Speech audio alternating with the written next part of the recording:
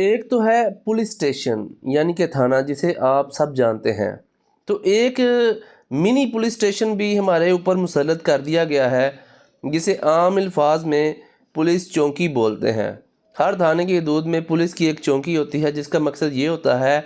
کہ اگر کوئی بھی جرم ہوا ہے کسی بھی جگہ پر، تو ان کی جو حدود ہے وہاں پر وہ موقع پر پہنچ سکیں اور اس پر اپنا کنٹرول کر سکیں اور اس کی جو رپورٹ بنا کر تھانے میں اس کی اطلاع کریں۔ لیکن یہاں پر مقصد یہ نہیں، یہاں پر پولیس چوکی کا مقصد لوٹ مار بن چکا ہے۔